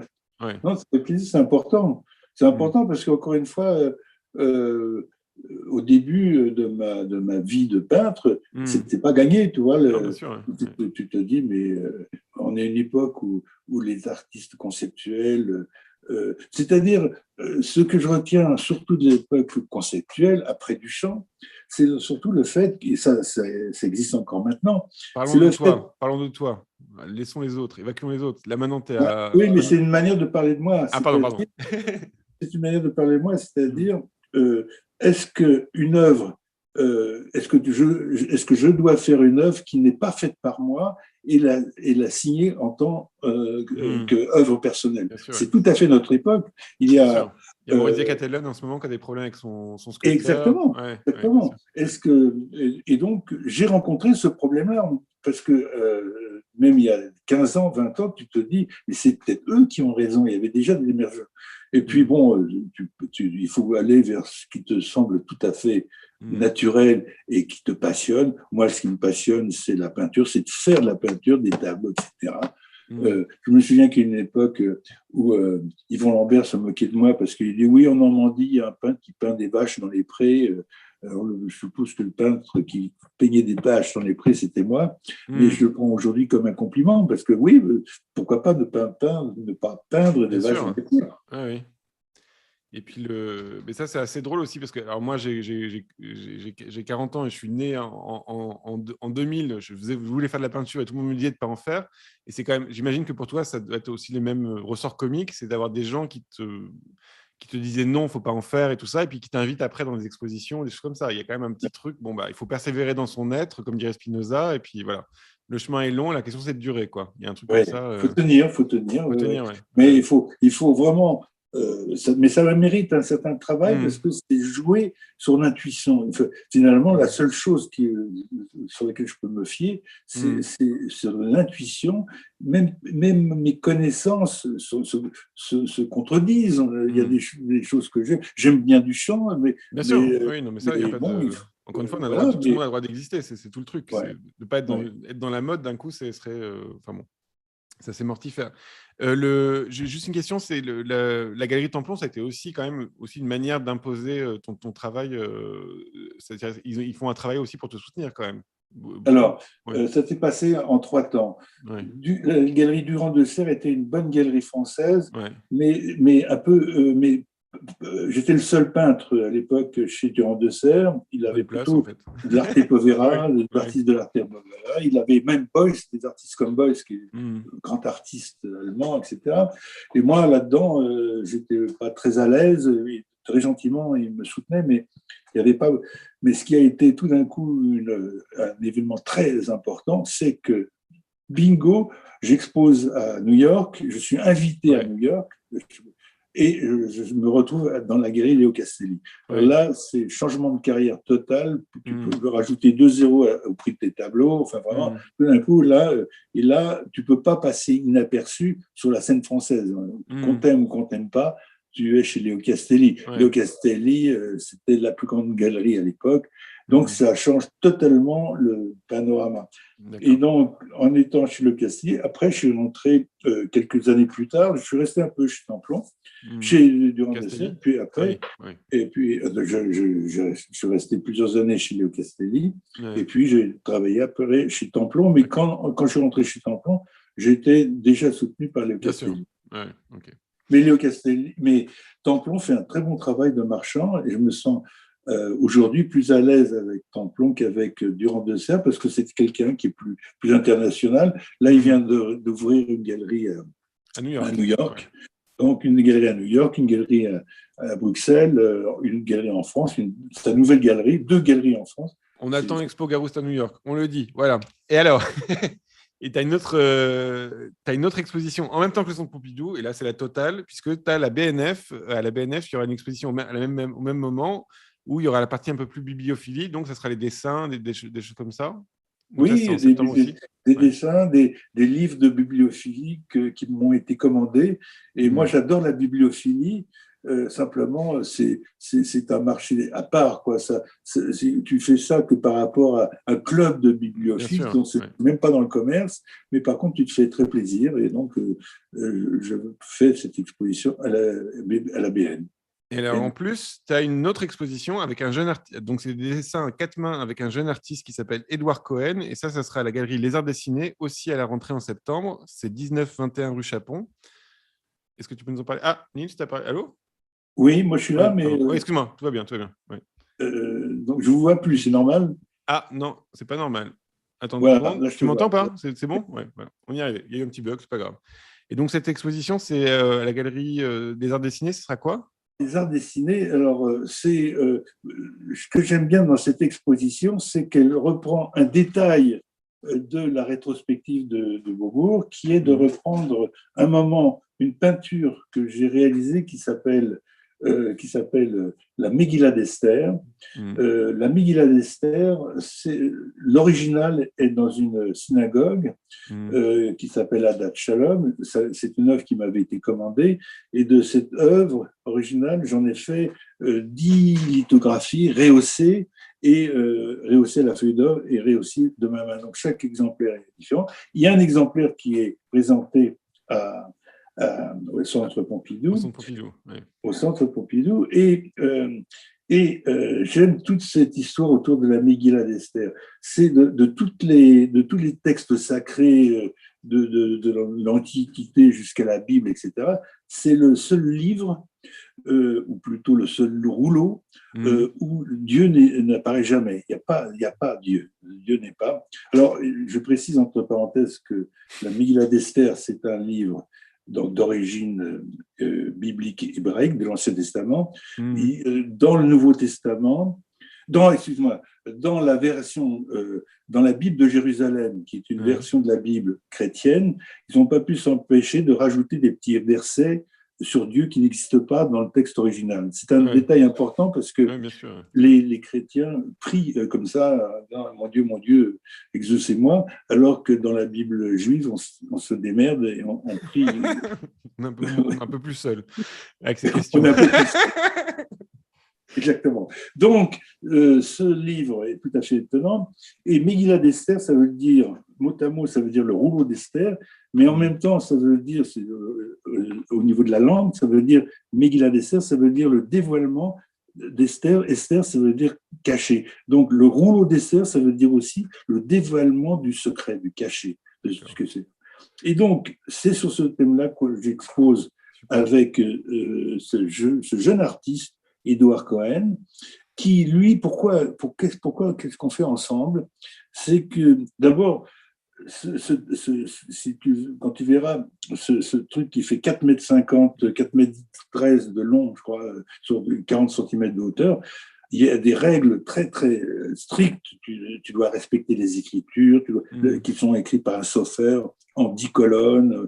Il y a tout ça avec une plume. Déjà, le sophère, lui, il écrit d'une manière très complexe, tu vois, et toi, tu ne peux pas faire n'importe quoi. Et là, j'avais envie, par rapport à ce texte que j'aime beaucoup, de faire une exposition beaucoup plus libre. Et là, Édouard, qui est un jeune, ce qu'il fait, alors c'est un jeune artiste, il a personnellement des difficultés à peindre, mais justement, j'ai envie de le soutenir. Et ce jeune artiste fait des très belles écritures. Il écrit très, très bien. Il fait un peu comme Michaud a fait des écritures, un peu automatique, comme automatique. Comme ça. Anna, je ne sais pas si tu connais Anna Darboven. Est-ce que tu connais Anna Darboven? Elle aussi, elle faisait des pages d'écriture. Elle était un peu spéciale, mais elle était très étonnante. Et donc, je me suis dit, mais c'est génial, plutôt que voilà, à 4 mains, ce qu'on pourrait faire. Lui, il va faire toutes les écritures et moi, je fais toutes les images. Et donc, c'est comme ça qu'on va présenter des séquences qui pourraient être des œuvres sur papier, des gouaches et des écritures faites par Édouard et moi. Et donc ça, c'est Galerie Les Arts Dessinés en septembre. Voilà. Et là, on va passer aux questions du chat. Maintenant qu'on a vu le soleil passer sur le visage comme ça de Gérard Garouste, voilà, il s'est rangé. Le soleil normand est rangé. Donc, est-ce qu'on a quelques questions? Je vais demander ça à notre réalisateur Nils. Oui, Nils, on a des questions très techniques. Donc, première question, combien de couches de peinture vos tableaux peuvent-ils être composés? De combien de couches de peinture votre... Minimum 3 couches, minimum, parce qu'il y a l'ébauche, il y a les embattements. Oh là là, avant l'ébauche, il y a le fond. Il y a des fonds colorés, non? Oui, mais c'est ça, rouges. Oui. Mais il y a le fond rouge. Ah oui, mais il est coloré. Oui, bien sûr. Il est rouge, oui, mais c'est pas tout le monde qui a ça comme ça. Non, ça, j'ai piqué ça à Toussaint, de faire des tons très chauds. Et donc, dans ces tons très chauds, il y a déjà un petit peu l'esquisse au chiffon du tableau, mais enfin, très, très légère. Ensuite, il y a vraiment l'esquisse. Et après, il va y avoir l'étape de l'empattement. Alors là, c'est le corps du tableau, c'est-à-dire tous les empattements. Et puis la dernière phase, c'est les glacis. Donc, alors minimum, ça fait au moins 3 séances de travail. Et là, comme il faut toujours attendre, moi, enfin ça c'est ma technique, mais il faut toujours attendre au moins 1 mois entre chaque séance pour éviter les embûches, pour éviter des craquelures, des problèmes techniques. Donc déjà, un tableau, c'est minimum 3 mois dans l'atelier. Même si je travaille que 2 jours, ça peut aller très très vite. Mais en fait, finalement, ça n'arrive pratiquement jamais parce que dans les empattements, il m'arrive, je retourne tous les tableaux dans l'atelier et quand je les redécouvre, hop, j'ai envie de rajouter des choses, des empattements, des choses comme ça. Et donc, un tableau peut se retrouver avec 6 ou 7 couches, 7, 8 couches. Et puis même, il y a des tableaux qui n'arrivent pas à sortir de l'atelier, je les retourne. Et puis, avec les années, il m'est arrivé de finir des tableaux, genre 3 ans, 4 ans après. Et c'est des tableaux, en général, que j'aime beaucoup parce qu'ils ont tellement été retravaillés qu'ils partent vraiment ailleurs. C'est pas mal. Ils sont chargés, quoi. Ouais. Une autre question, Nils? Ils ont voilà. Dans la continuité, quel type de médium utilisez-vous dans vos pâtes et dans vos glacis? Ah ouais, c'est précis. Ouais, très précis. On n'est pas obligé de répondre. Hein. C'est très secret. Non, il n'y a aucun secret. Donc, je me fais mon médium, c'est avec du white spirit, mais pas n'importe quel white spirit, parce que le white spirit du commerce, il est trafiqué avec des désodorants et tout ça, alors que le white spirit nature, il a l'avantage d'être très costaud et puis d'être vraiment incolore. Donc, moi, je préfère ça à l'essence de térébenthine. Malheureusement, ils sont moins bons que l'essence de térébenthine. Mais donc, c'est du white spirit avec de l'huile de lin qui peut être de l'huile de lin de 30 poises ou de 16 poises, ça dépend. Je me fais mon petit mélange. Et puis, ça, c'est mon médium. Et puis voilà. Et puis après, les jus, les peintures, etc. Et avec une règle d'or, comment? Avec une règle d'or, c'est que plus le tableau, c'est toujours il faut toujours que les dessous soient maigres, et plus ça monte en couleur, plus c'est gras, comme ça, de manière à ce qu'il n'y ait pas d'embut, justement. C'est un petit tips, toujours se rappeler un verre avec de l'eau et de l'huile. Évidemment que si on met l'huile en dessous et qu'on met l'eau au-dessus, ben d'un coup, l'huile, elle va remonter au-dessus de l'eau. Voilà. C'est aussi bête que c'est un principe très, très bête, mais voilà, juste le voir intellectuellement, ça aide à gras sur maigre. Nils, c'est une autre question? Oui, comment choisissez-vous vos couleurs au tout début ou au fur et à mesure? Ah ouais, les gammes chromatiques, les choix des couleurs. Pour le tableau, ça c'est quand donc j'ai le dessin du tableau dans mon carnet, hein, c'est très important. On est d'accord que dans le carnet, c'est pas coloré. Dans le carnet, c'est en noir et blanc. C'est que du dessin. Ouais. Mais en regardant mes dessins, surtout, il y a un détail important, c'est que comme ce sont des carnets, les dessins que je retiens, c'est généralement des dessins que j'ai faits il y a un mois minimum. C'est-à-dire, je les redécouvre. Et je me dis, tiens, celui-là, il est pas mal, ce dessin-là. Ah oui, et alors là, fraîcheur du... Oui, exactement. Et là, il y a la couleur. Je vois des choses, je me dis, tiens, mais ça serait assez marrant, tout d'un coup, de faire ce tableau complètement dans les oranges. Une décision totalement arbitraire. Hein, pourquoi Mais tout d'un coup, le tableau, je le vois entièrement orange. Mais le ciel, le sol, et ça devient presque un monochrome orange, comme tu as pu le voir, si tu as vu la dernière exposition que j'ai fait chez Templon, il y avait des vues de Kafka, des choses comme ça, où tu étais presque des monochromes. Alors tout d'un coup, je décide qu'il va y avoir des tableaux monochromes, ça me plaît, j'en fais d'autres, sinon je reviens vers quelque chose de polychrome. J'essaye jamais de m'arrêter dans quelque chose de précis. Après 2 ou 3 tableaux monochromes, hop, je repars dans le polychrome, des noirs et blancs, des très colorés, mais je ne fais pas que des très colorés. Tout d'un coup, l'idée, c'est de jouer un peu avec tout. Et tu travailles tout le temps? C'est-à-dire que tu as des moments où tu travailles? Je travaille tout le temps. Enfin, travailler, d'abord, tu as besoin d'avoir des... Tu as une pression... J'aime pas trop le mot travail entre nous. Je n'aime pas le mot travail parce que... Ah oui, pardon. Non, tu t'amuses tout le temps. Tu as raison, non, mais c'est un vrai sujet parce que je ne m'amuse pas et je ne travaille pas. Genre, chez bon, c'est deux. Mais travailler, tu as remarqué que ce sont les conceptuels qui travaillent. Bien sûr. Mon travail. Mon travail, vous savez, mon travail. J'entends ce truc-là. J'entends ça tout à fait. Et donc tu es dans l'aventure souvent alors? Tu fais des aventures souvent? Non, mais tu poses une bonne question parce que c'est la différence entre le projet et l'aventure. On va dire que pourquoi c'est pas un travail? Parce que sincèrement, si ça m'empêche, par exemple, là, j'ai paumé 4 mois là, pour des histoires d'opérations, j'ai été ne pas pouvoir peindre, c'était vraiment pénible. C'était vraiment pénible. Et peindre, c'est un vrai plaisir. Quoi. Je sais pas, il y a plaisir physique aussi, quand même. Là. Un plaisir physique, etc. Moi, je préfère peindre que j'ai la chance d'avoir un bel atelier. Grâce à Léo Castelli, j'ai un bel atelier. Et donc, le moment le plus agréable c'est le moment où je suis dans l'atelier. J'aime pas les vacances, j'aime pas le sport, j'aime rien. Donc, j'aime pas voyager, j'aime pas du tout voyager. Donc, j'aime être que dans l'atelier, mais je suis très content. Et tu as besoin de contraintes un petit peu. J'imagine que tu dois fournir quand même des tableaux, tu as des pressions, tu as des dates ou des choses comme ça. Ça t'aide à travailler ou c'est pas à travailler, à t'amuser? C'est-à-dire que c'est vrai que si, par exemple, j'avais une femme très fortunée où je ne sois pas obligé de travailler, je crois que, comme tout le monde, je serais flemmard. Quoi, parce que parfois, je me dis, bon, il faut bosser quand même. Non, j'essaie d'être sérieux, mais c'est toujours...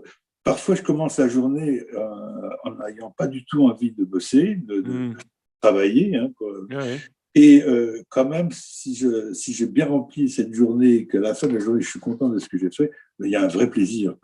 Moi, être heureux, c'est finir une journée en étant heureux de ce que j'ai fait. Une dernière question, Niels? Oui, vos toiles se développent sur le sujet des idées ou alors sur un visuel des compositions plus abstraites? Euh, Comme... Attendez, je vous vois plus, c'est dommage. Ah non? Non, tu me vois pas là? Ah oui. Là, voilà, je te Ouais. vois. Voilà. Niels, Oui, c'est normal que tu vois pas. donc, encore une fois, je ne sais pas si je vais répondre bien à la question, mais Mhm. moi, l'étape extrêmement importante, c'est le carnet. C'est le Ouais. carnet qui est toujours à côté de moi, entre deux rendez-vous. J'adore arriver en avance à un rendez-vous comme ça. Le Mhm. temps de. Je fais des petits dessins, des petits trucs sans importance. Et, euh, et ces petites choses vont avoir, surtout quand il y a toutes ces pages les unes derrière les autres, dans ces pages, il y a des dessins que je n'aime pas du tout, mais je les garde, ils sont là, peut-être qu'un jour je vais les amener, et tout d'un coup, il y a un dessin qui me plaît beaucoup. Bon, voilà, je ne sais pas à la limite comment il est venu, ça Mhm. tourne toujours autour du même sujet. Mhm. Je ne vais pas quitter, là actuellement, je tourne toujours autour de certaines pages du Talmud.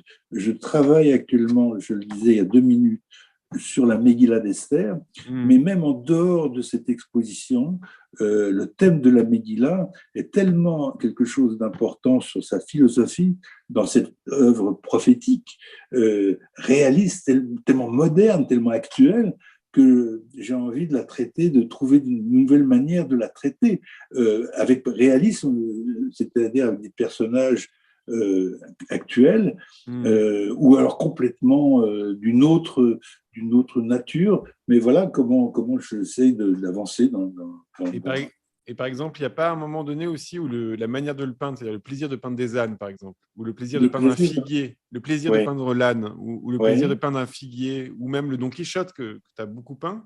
C'est oui. pas d'un coup, ça ne s'impose pas aussi juste parce que d'un coup, tu te dis ah, encore un de plus. Ou, Ah non, non, non, non, il n'y a pas non, ce non, truc-là. Ah, non, ok. Ok. non, c'est toujours, C'est rigoureux. Ok. non, c'est toujours le sujet. Ah oui, C'est une maîtrise quand même. Ouais. c'est difficile de maîtriser le sujet, Mhm. d'illustrer ce que je veux peindre. Et puis, je suis toujours à la recherche j'essaie d'imaginer le spectateur et je Mhm. veux que le spectateur, en regardant mon tableau que je n'ai pas encore fait, Mhm. je veux qu'il se pose des questions. Moi, mon idée, c'est pas de répondre à des questions, c'est pas que ma Ouais. peinture répond à une question, mais pour moi, la peinture, elle est là pour poser des questions. Qu'est-ce qu'il a voulu dire? Mais il ne faut pas décrocher.